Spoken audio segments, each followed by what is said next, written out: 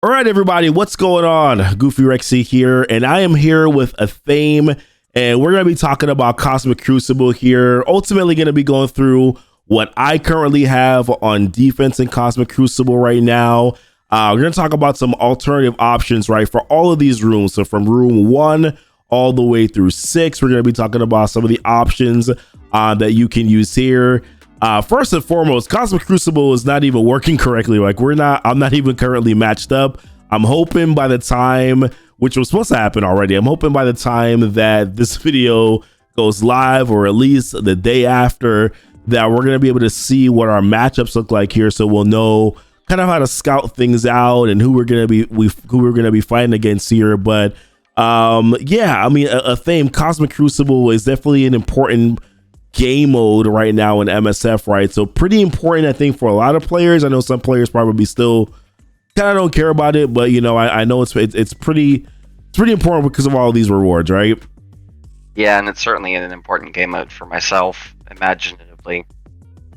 Yeah, it's kind of embarrassing that like the debut season is something that they had the ability to screw up, for lack of a better term.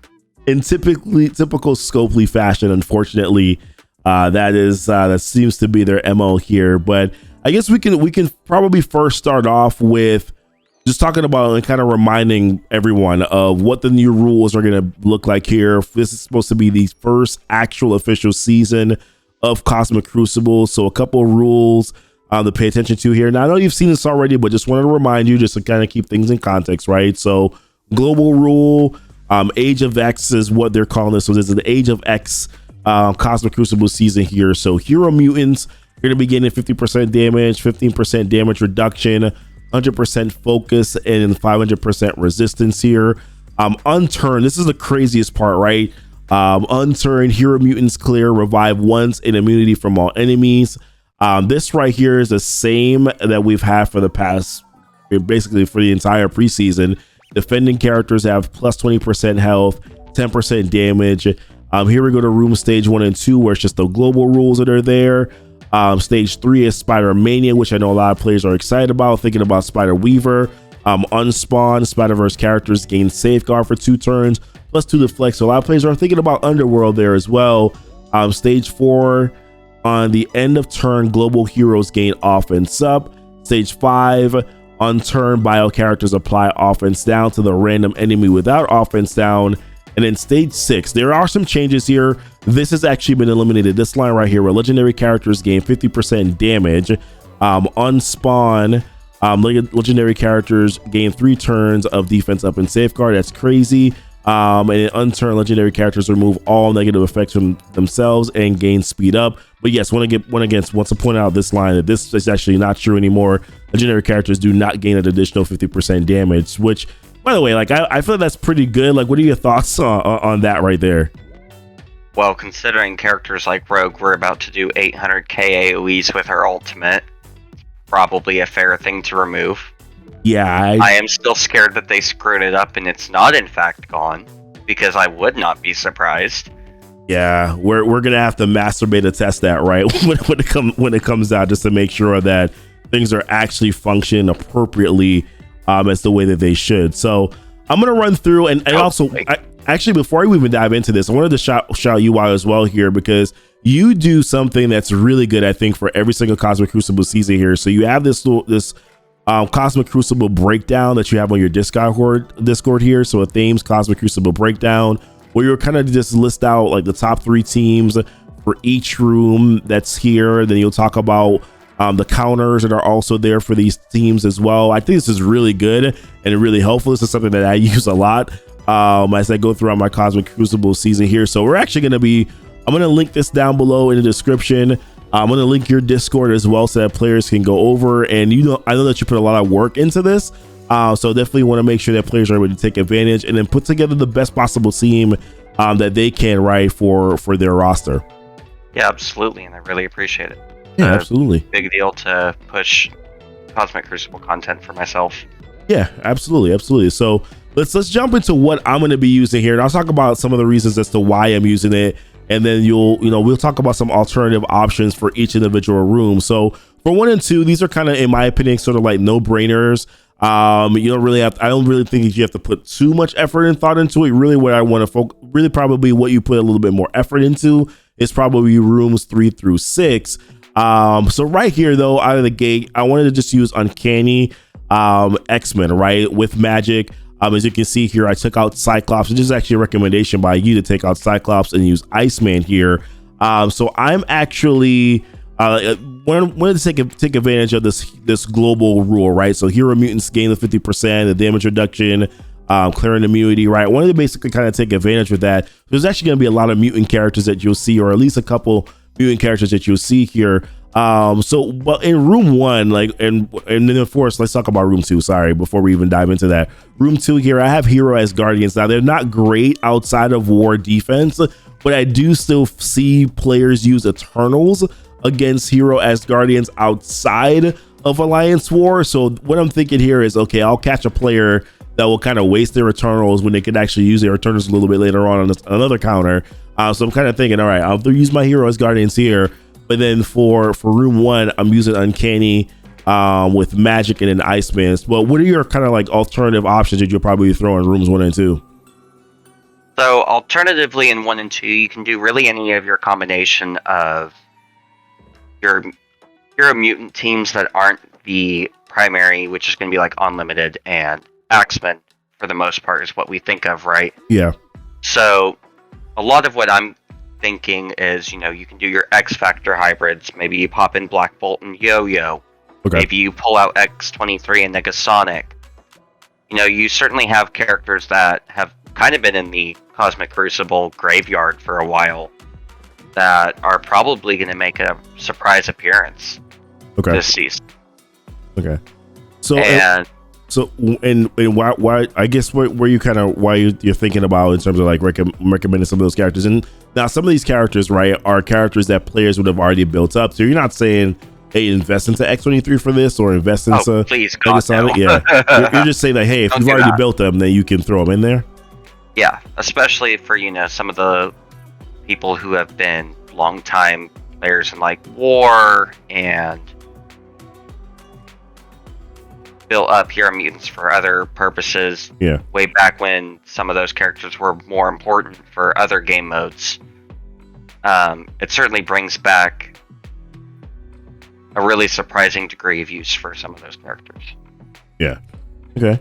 And then for like room 3, right? So I think what a lot of players are gonna want to do here eventually is use Spider Weaver, right? But Spider Weaver is not a character, or most likely Tangle Web. A full Tangle Web team with Spider Weaver. I know there's Underworld that's out here. Now I don't have Spider Weaver. I don't have her built up. I do have her, but I don't have her built up yet to be ready to do this. So I just kind of threw my Web Warriors in here with Symbiote Spider-Man because Spider-Plant doesn't really do much.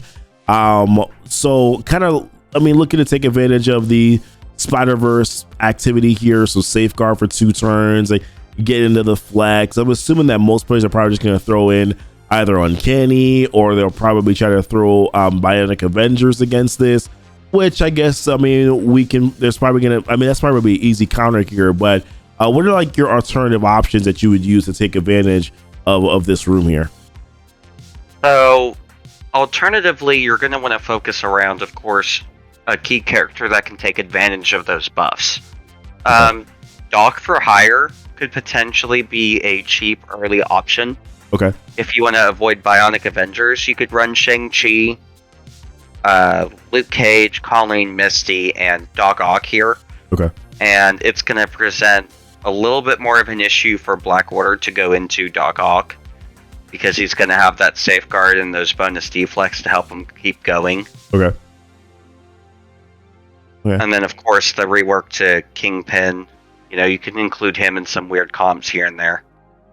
Yeah, I was thinking like with the assist, and of course like the eventual like offense up, defense up, definitely could be a problem. But I think, right, like as I said, right, like it's probably most likely, if you're not using the full Tangle Web team eventually, you're most likely going to want to use Spider Weaver with some of these other Web Warrior characters. But yeah, those are just some of the Doom for Hire alternative options that can work there as well. And then for room 4, we have, so this is the room where your global heroes are featured. So on the end of turn, global heroes gain offense up. Now, I kind of just went with like a Secret Adventures sort of comp, and then also thought about, okay, well, what other skill characters could gain advantage in this room based on having Captain Sam here. There's some synergy with Shuri and Maria Hill with the deflects and the heals, so that's gonna help out all these other characters that are here. Zemar I kind of just threw in as just like, hey, he's gonna be a character that could potentially ruin someone's life by throwing an ability block on the wrong character, then some slows, and then of course for Shang-Chi goes right after that, right? Then of course there's like a reduction of speed bar, so there's slow and a reduction of speed bar, outright damage. I have a 7 red Shang-Chi, so that could definitely cause an issue here. Ideally I probably would have preferred to put in Killmonger, right? Because I think that's probably something that you would recommend as opposed to using Zemo. Yeah, so what I actually did here is pretty much identical to your team in 4. Just instead of Zemo, I have Killmonger because mine is G16. Yeah. And part of that's just this team is going to go so fast. And if you don't run a team that's going to be faster, then Shang-Chi and Killmonger is just going to come out and put out so much damage. And with the speed up from Shuri, if someone runs a Zemo or a Nick Fury here, there's a chance they don't even make it to their turn to do their thing anyways. Right. Because Killmonger and Shuri is just going to be faster. Yeah, so definitely for sure. I would have put Killmonger in there, but my Killmonger is geared tier 12, right? So that's just, they're just gonna walk over that one and just it's gonna be a tickle when they get hit with mine. So, but apart from that, I mean, what else would you think could probably work here in this room? So if you run alternative options in 1 and 2, Uncanny Magic is another team that can do really great here because most of the hero mutants that you use on that team, including if you sub in Iceman, are going to be global characters. Yeah. So they can take advantage of that buff. Okay. Yeah, so I get what you're saying. So there's like Storm who will yeah, you're right, because like Storm will get the offense up, and if she has offense up with her ult, then that could do an insane amount of damage, right? Especially if you have a pretty beefy people are gonna Storm. have a bad day. yeah. Oh man, yeah, that could definitely be pretty bad for someone going in there. And a lot of people typically tend to ignore Storm, so that could actually be really good and devastating there for sure. All right, and then beginning at room 5. So I kind of put this together. I'll go through my thought process here, right? So this room is bio characters apply offense down to a random enemy without offense down. So my idea here is I want to ideally be able to eventually use a full Gamma team, right? But how do I sort of, with not having built up Brawn yet, with not having built up Abomination, I have built up Hulk and She-Hulk, so I want to be able to use them here. I think that there's some dynamic work that could happen here. Also, She-Hulk does apply some buffs there too, which I think would be really helpful. I know that Hulk is in a taunt fairly early. My thought is that whenever there's adjacent hits, Doom will be able to take some additional damage, may get down to under 50% proc his passive, then be able to do his ult. JJ also can help out to give him a turn 1. Well, actually, she's in a turn 1 ult, but could also give him ability energy as well to be able to get him to his ult faster. I think Spider-Woman is just kind of a dangerous character that can ability block a character on turn 1. But the idea here is kind of just smushing Doom together and using JJ just sort of give ability energy and then also to cleanse too. So I think ideally full Gamma's here, right? What would you probably think about as an alternative option here, though? So I'm running something kind of wonky in 5 because I don't have Gamma myself, and I actually didn't build A-Force. So I have, of course, Hulk and She-Hulk, and I threw in OG Spider-Man to try to bring some early slow and defense down for them. Okay. And then I'm also running Iceman and Sunfire here to try to, again, slows and defense down and try to do some big damage with 2 hero mutants that are going to be really hard to lock down and or take out immediately. Okay. To try to back up the Gamma characters. And are you so? And of course, it's interesting too to run those mutant characters, because you think that there might be because for instance, like that may counter Infinity Watch, right? Like someone may say this is a really weird comp, I don't even want to chance it, I'll throw it in Infinity Watch. And you have those 2 mutant characters that could clear that immunity and then also clear the revive once, right? So that could also be a little bit of a problem for a counter like Infinity Watch. Is that what you're thinking that somebody might use against your team in that room? But certainly if they overinvest and do something like that, and if it does cause them problems, right? Yeah. They might suffer more of a point loss than they might have anticipated from losing things like that revive once. Yeah. And chucking in random mutants in some of those teams just to cause those problems is certainly an interesting question. Like in 3, I have a similar comp to you, but I put Dazzler there. Dazzler. Just to come in and give the team a cleanse. And, you're a mutant. So I think you took out Miles, right? Like there's no Miles here. It's like Dazzler, just to kind of cause a little bit of an extra thought. And then of course I don't have OG Spider-Man there. I have Spider Weaver. Okay, yeah, Spider-Man in room 5 here. Yeah. Okay. Interesting thoughts here. I definitely think. And listen, none of us have the full answers, right? We're gonna find out as we go throughout the first sort of trial here, what's gonna work, what's not. This is kind of just still all theory crafted and a work in progress. But let's talk about room 6. Now, room 6 is the craziest room because you have this is the Tale of Legends here. So unspawned legendary characters gain 3 turns of defense up and safeguard, which is stupid. Like just stupid crazy. And then unturned legendary characters clear all negative effects from themselves, and then they gain speed up. And of course, you have the extra global buff here, which is the reason why we have this team right now. So we have Rogue, we have Rogue and Gambit with the top 3 members for the Axemen team here. And we talked about this before, like a lot of players are probably going to want to use Unlimited X-Men, and even to a certain extent, right, Dormhold. This is definitely going to either cause efficiency issues or just, if you're using Unlimited, right, you're going to be stuck behind Bishop for a little bit, and then their Rogue is going to be able to go off, and Gambit's going to be able to do a lot of ping damage here. And then, of course, if you want to use Cable, like Cable Unlimited, then, Gambit's going to be pinging, and of course, once he pings Cable, then here's a speed up right from Jubilee and Beast. Like, this is going to be a crazy comp, right? Yeah, and even Cable Unlimited to get ahead of their Rogue, you aren't going to stop their Rogue from doing her thing because you still got to go into Bishop. Right. So their Rogue is still going to be able to go. She's still going to be able to lock down someone. Right. Which in Cable Unlimited is probably going to be your Gambit, which is certainly not what you want to have happen. Because then you just lose. You lose most of your damage potential immediately. Yeah. Including the out-of-turn damage. Yeah, sorry, go ahead. You have other issues. Like you said, if you bring in Dormhold, this Rogue's going to go before your Morgan. Morgan's going to get slowed down. And then you're going to have a lot of issues there. Can't bring Zemo in here to stop Bishop with 500% resist.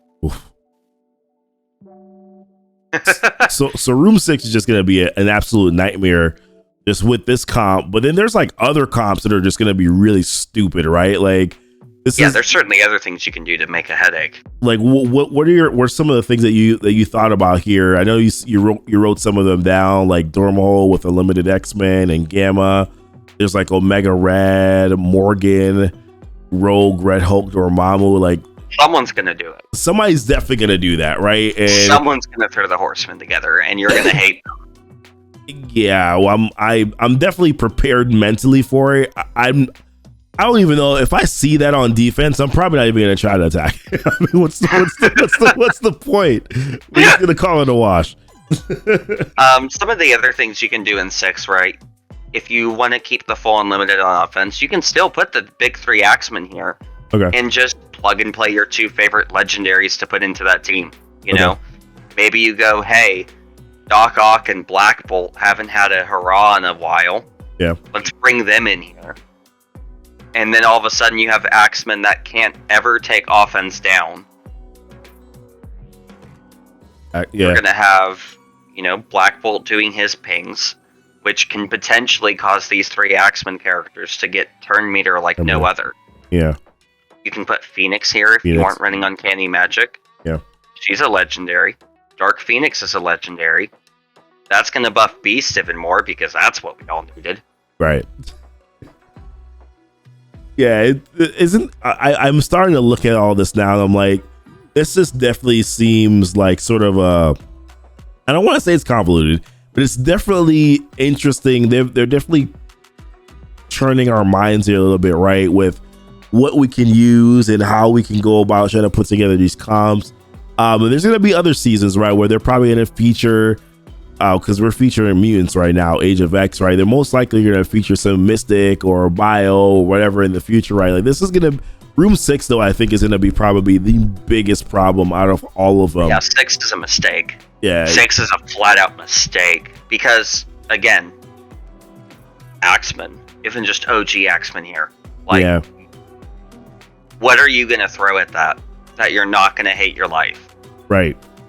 What do you have to try to save in order to be? This is at best, this is a 2-tap. Room 6 is for probably most players are going to be a 2-tap. Yeah, Omega Red and Emma with the Axemen here, because Omega Red permanently having speed up is never a nightmare. Yeah, of course not. And Safeguard. And Safeguard, yeah, yeah. Why not? And self cleansing. Why not do that? So, yeah, I mean, this is gonna be very interesting to see how this goes down here and how everything sort of pans out as we move through everything. I'm sure that we'll continue to revisit. Like I said, I'll link your Discord down below in the spreadsheet too as well, just so that players can take a look at it and keep up to date as to what comps are working and what they can potentially make some changes for. But yeah, this looks pretty crazy right now. I want to say before we head out though, I think as we go through Cosmic Crucible here, some of this is definitely roster dependent, and we talked about it here before we kind of hopped on this video. Is just you kind of ultimately, these are some good comps to go with, but hey, if your roster is not there, there are alternative options that you've listed down on that spreadsheet that could potentially work for them. Biggest thing is probably try to keep your strongest, at least try to keep your 5 strongest teams. Maybe throw one of those strong teams on defense just to kind of chip some players up, or maybe you go 4 strong teams, two teams on defense just to sort of kind of chip some players up here, just to kind of give yourself a chance. Because these rewards are going to be so important towards the end of the season. Yeah, if you don't have a wide enough roster to be able to afford multiple big name defenses, the ideal strategy for a newer player is to go lighter on defense and then make one team that's just like, figure out this puzzle. Right. Because if you can even force a 2-tap on a team, you're opening up the door for yourself to pull out some crazy wins just because, yeah, if they have to do something ugly and it doesn't go well, it's a pretty easy win sometimes. Yeah, absolutely. All right, Athame. Well, thank you again. This is the second time this week, technically, although they won't see this until the beginning of the following week. But this is the second time this week that we've gone through some stuff here. I really appreciate you being on the channel. Like I said, I'll link your stuff down below so that players can take a look at it. I think it's really incredibly helpful. But any last words before we head out? Just keep in mind the underdogs that will likely, continue to pop up in this season. People might pull out the older characters like X-23, and they will probably be able to do some surprising damage and consequences to your team. So don't take anything for granted, because that's where you're going to make mistakes. Yeah, definitely. All right, guys, you heard it here. Don't take anything for granted. You take a look at the spreadsheet here. Try to put together your teams. Have some fun with it. That's the biggest thing, I think, at the end of the day. Try to have some fun with it, guys. But appreciate you watching the video. Don't forget to like and subscribe to the channel if you haven't done so already. Hit the notification bell so that you know when the videos do go live. And until next time, guys, y'all be blessed. Y'all be safe.